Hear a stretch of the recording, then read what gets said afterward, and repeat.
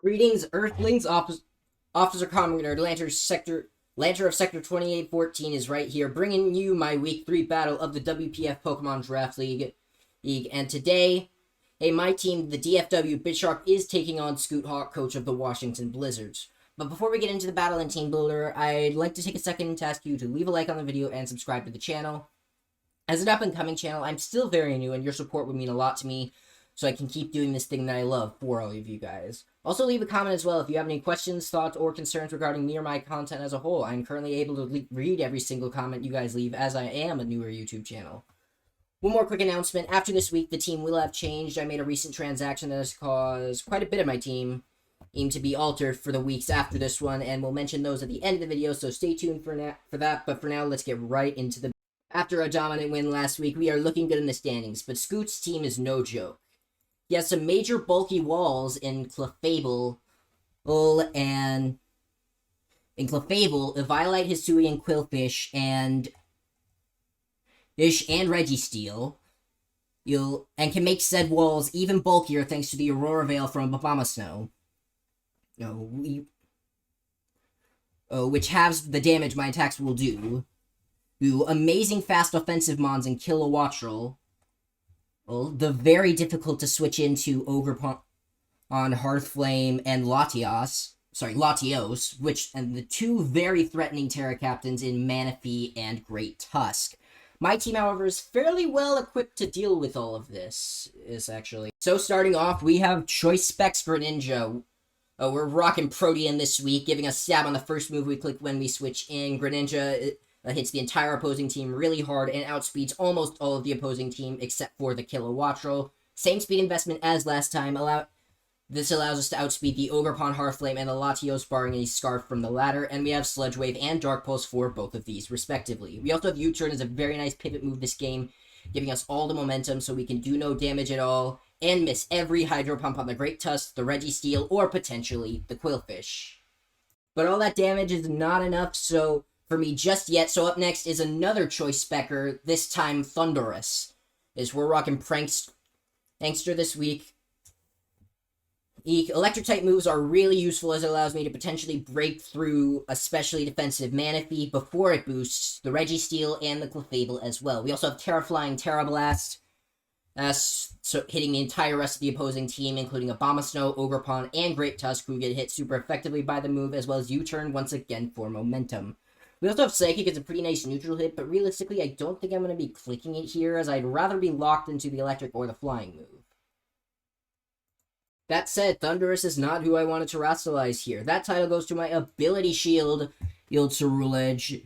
You're probably wondering, what the heck is an Ability Shield? An Ability Shield protects the holder from having its ability changed, and also from the effects of Ogerpon Hearthflame's Mold Breaker ability, which would usually ignore the Flash Fire that I have on CERULEDGE.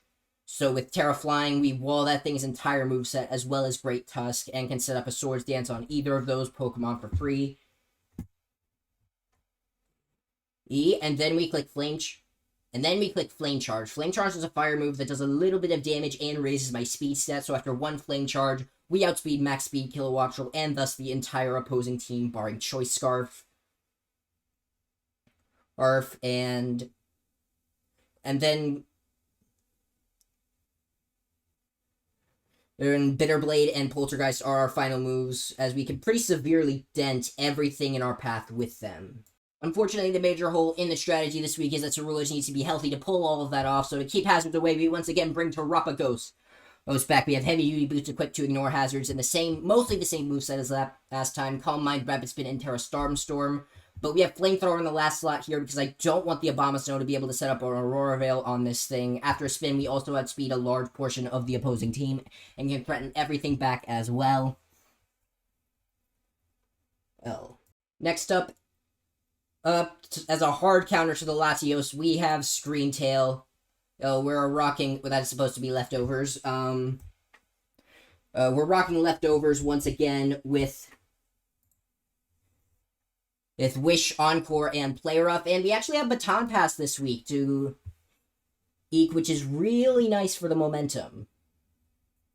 We don't outspeed the Latios, but this is because I feel the extra physical bulk is really useful in case we need to switch into the Great Tusk.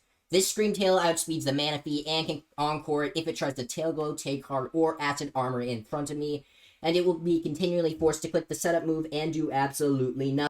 Lastly, to shut down every special attacker that they have, we are running Assault Vest Hisui and Gudra this week with Gooey as our ability, so we can slow down everything that makes contact with us.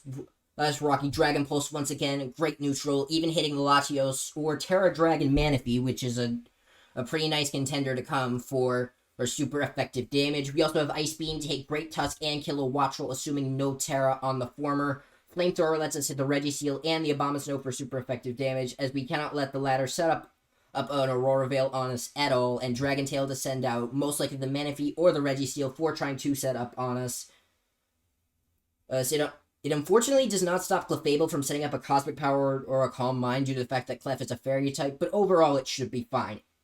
And that's my team for the Week 3 battle of the WPF Pokemon Draft League, and shoutouts to Mishmesh, Twigs, Oro, and Demuted for all the help this week, and thank you for watching this video. With all that out of the way, let's get right into the battle.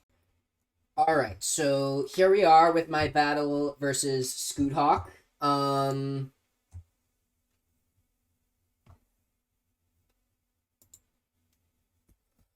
Let's grab that link.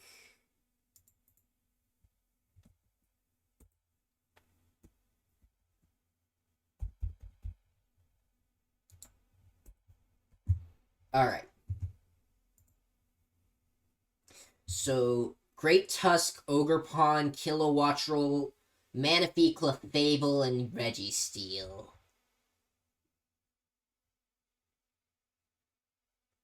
Okay, I think no Latios. That's kind of shocking, actually. Okay, so what do we do? I think we lead...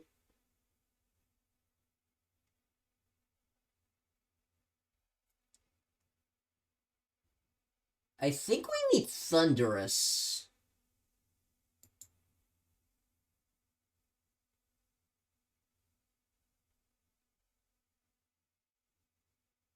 I think we click U-turn.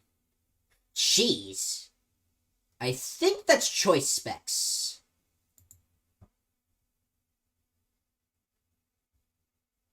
Definitely Specs. Okay, but...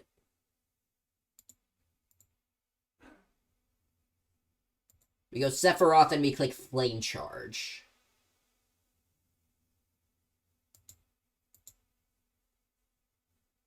Okay, it's lefties, so... Terra Flying SD. Poltergeist. Gonna miss.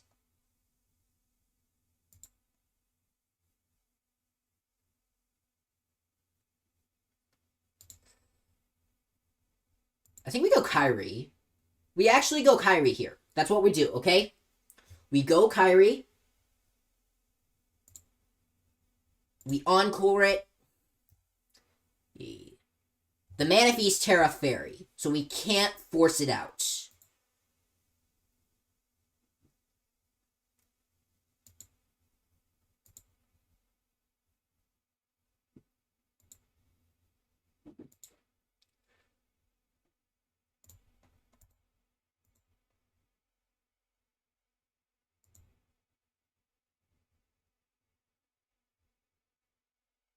Alright. Let's Dragon Tail this stupid thing, so we don't have to deal with it.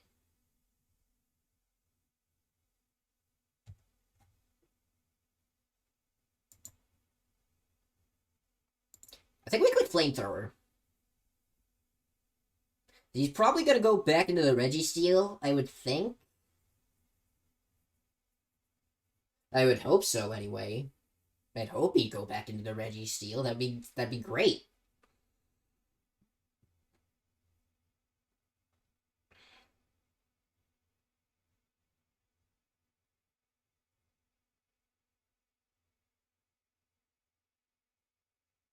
Yes, take the Flamethrower. That still did nothing. Okay, he went to Clefable.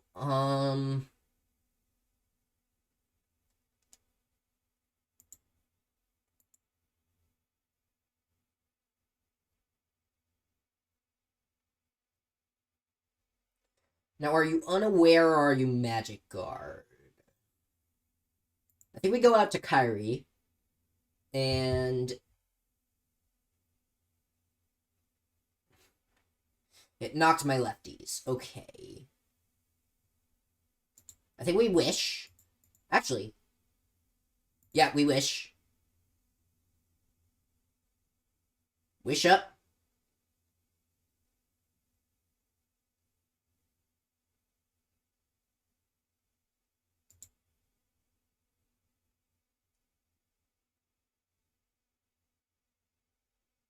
I think we could play rough. Oof. That. Manaphy. Okay.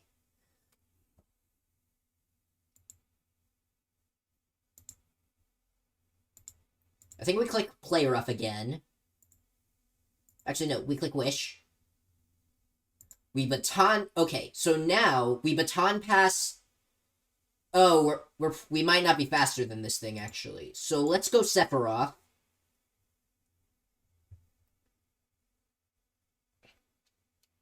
Because if we go Sephiroth, then... Because our ability shield item... I explained this in the intro. Oh, in the team builder. We should be able to take on the Ogre Pawn.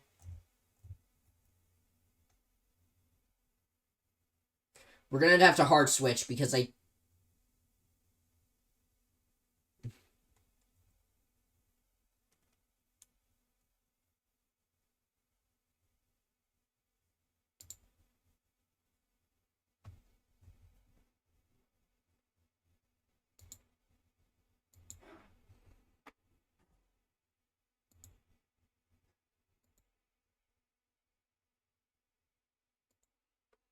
Okay.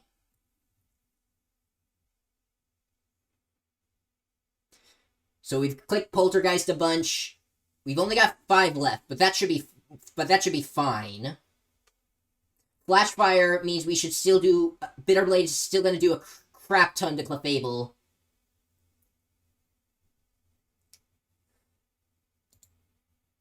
It actually did not do as much as I thought.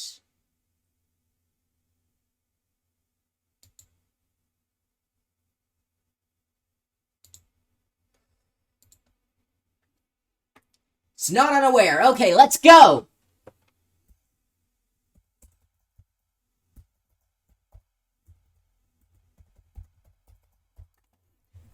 Not gonna lie, I think CERULEDGE is gonna sweep.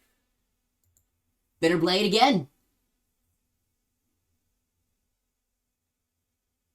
We Bitterblade again. Terra Water. Heavy Slam, okay. We click Poltergeist. Oh, we missed. That's fine, because now we just Bitterblade and get a crap ton of health back.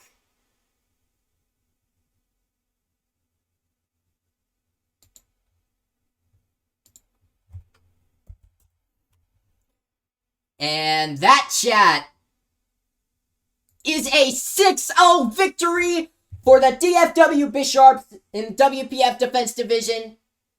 And let's go! As I said, going into next week, the team will be changing. So I have dropped 3 of the Pokemon on my roster for a different 3 to take their place. The first change to said roster is Urshifu Rapid Strike is being dropped for Opt, and we are now running Scizor in its place. Scizor is an all-around great Pokemon that you are never sad to have on your team. Scizor plays this very defensive, slow pivot role on the team as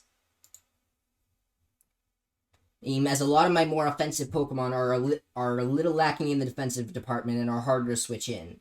Scizor is bulky enough to where it can tank a hit and then afterwards use U-turn to bring in one of my more offensive Pokemon like my Cerulege or my Greninja. You may be a little concerned about having 2 steel types on my roster, but the thing is, Scizor and Hitsu and Gudra don't actually share any weaknesses and work pretty well together. and fill different roles. Scizor is a pivot, but also a very nice revenge killer with Technician, Bullet Punch, and other priority, and as a sweeper as well. While Goodra is more of a special defense tank role. I am a little iffy on this next pick personally, since it does some of the same thing Goodra does, and this next pick had me dropping Wo-Chen for Dragalge. This is more of a specially defensive pivot. This is more of a specially defensive pivot Pokemon as opposed to Scizor, who is physically defensive. Dragalge on the surface doesn't seem like much, but it's deceptively good. It's slow, which is again really useful for my team. As it's with a pivot move, a flip turn, and it can hit pretty hard because of its adaptability, which boosts the same type attack bonus, or stab, to 2 times damage instead of only a 50% boost, and it gives me a pretty good grounded poison to use in battles.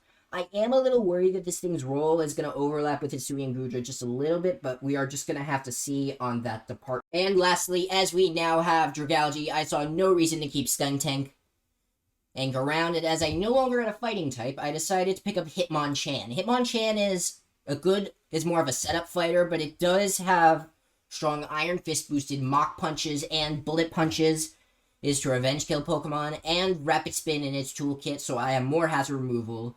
Shoutouts real quick to Quinn for all the help with all of this, but that's going to wrap this up for today's video.